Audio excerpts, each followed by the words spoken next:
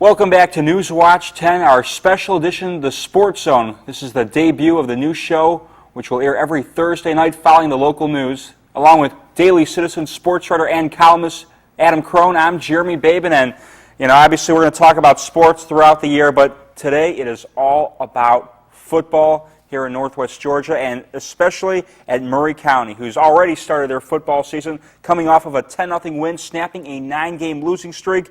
Adam, you were at East Hall for that game. What impressed you from the Indians? Yeah, I made the trip to Gainesville. What impressed me most about Murray County was a complete team win. All three facets of the game, offense, defense, and special teams, contributed to that win. The defense held the East Hall Vikings to no points allowed, and Tyler Bowling's 40-yard interception return to the 2-yard line set up the game's only touchdown.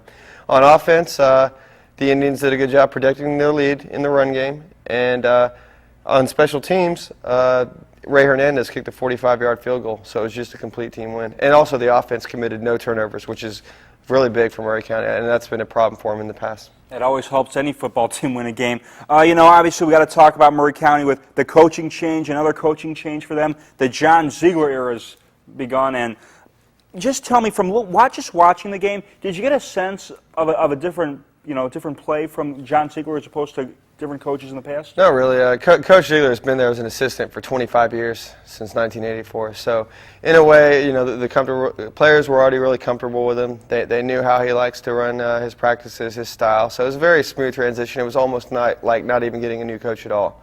So, as far as that goes, no, I didn't notice any difference at all. How about the offense? Was there a different offense that you've seen, than in years past from them?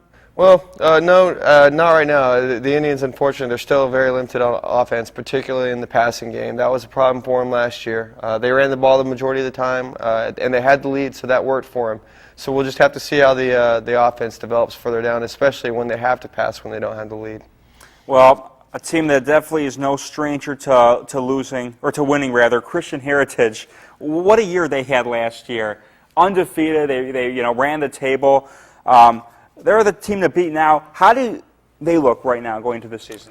Well, yeah, they were 12-0 in the Georgia Football League, now called the Glory for Christ Football League. And they're still going to be highly competitive, but they've lost 9 seniors, and they started both sides of the ball. What you have to realize about these GF, CFL teams is that they're homeschool teams, they're private school teams. They only have about 20 players total on the team. So all their players are starting both sides of the ball. So if you're losing 9 seniors and they're starting on both sides of the ball, obviously you're basically starting over from scratch. But they've got the players there. I think they can do good. I think they'll be competitive. I talked to Lions coach Mike Babin. He ranks them as the 3rd best team in the league behind the North Georgia Falcons and the Georgia Force. Well, just from covering Christian Heritage last year and all the way through the championship game, the 2 players who, just from my eyes, look like could be difficult to replace are starting quarterback John Parrish and leading rusher Jared Krohn.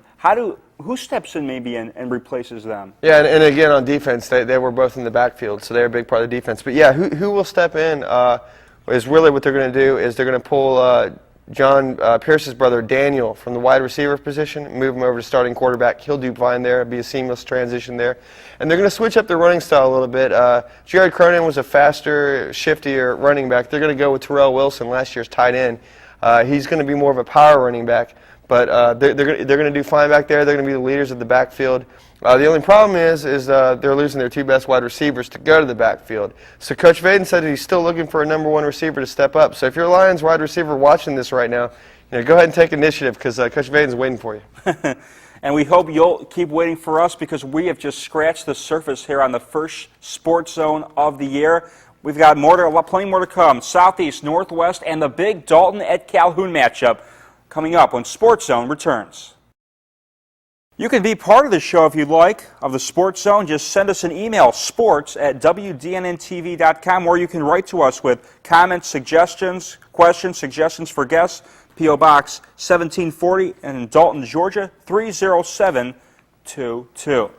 Well, Adam, a team looking to really improve from last year. Southeast went 1-9, not the best year, obviously, in terms of record, but definitely making some steps forward. How much of a bigger step do you think they're making this year? Well, I think they've made a big step just by having Coach Krohn stick around for another year. If you look at Southeast program, especially recently, they've gotten a new coach in just about every sport except for soccer. Jamison Griffin's been there for 8 years. But the coaching turnover rate there has been pretty devastating. And actually, Coach Krohn, last year was his first year. He had a chance to go back to his home state in South Carolina, take a high school coaching gig there. He turned it down, stuck to his word that he wanted to turn around this Raiders program. And so he's back, and he's back there with that unique, high-octane, pass-heavy offense. And we'll just see where it goes this year.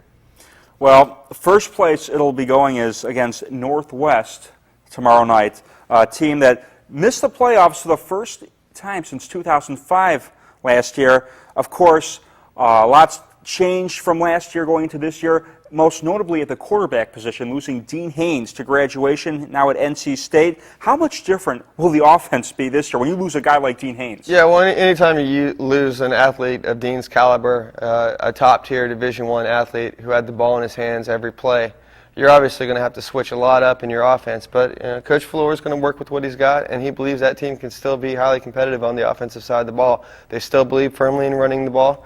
They've got two running backs in Jordan Darnell and Lance Andrews. They're going to help carry the load away from another dynamic running back that graduated last year, Drew Smith. And also, Chad Keeter is going to be their starting quarterback this year. He's a senior.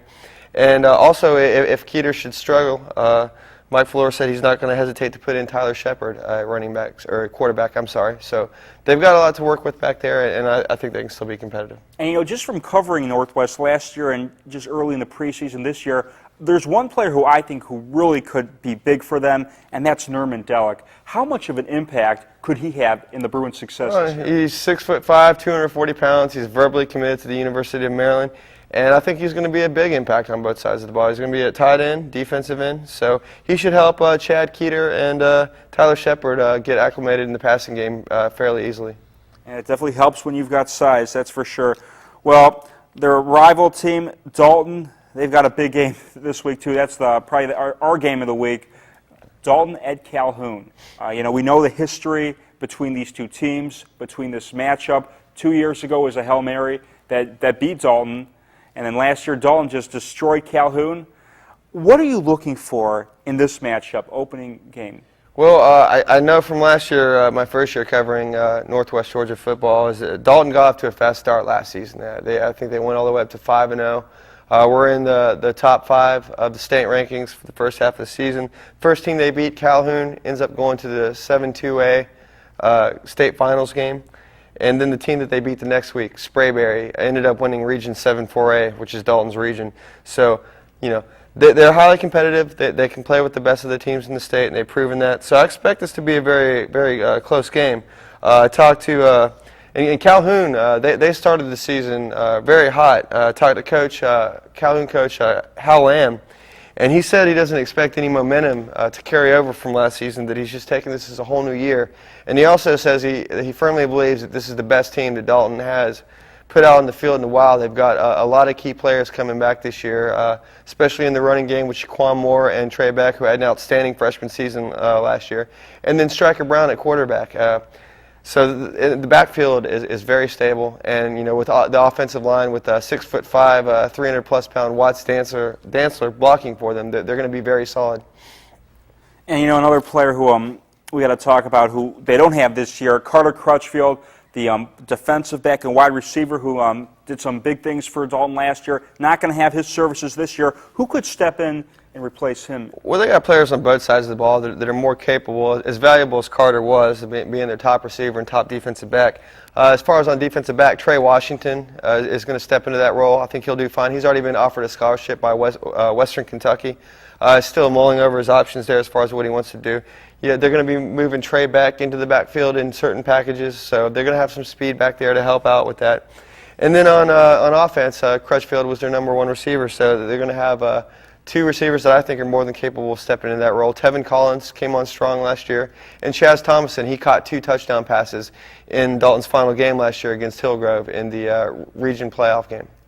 Well, I am definitely ready for some football for Friday night and Saturday and Sunday. It's just that time of the year. Even tonight. Yeah, Christian Heritage. Absolutely. Well, we will be here, like I said, every Thursday night following the local newscast.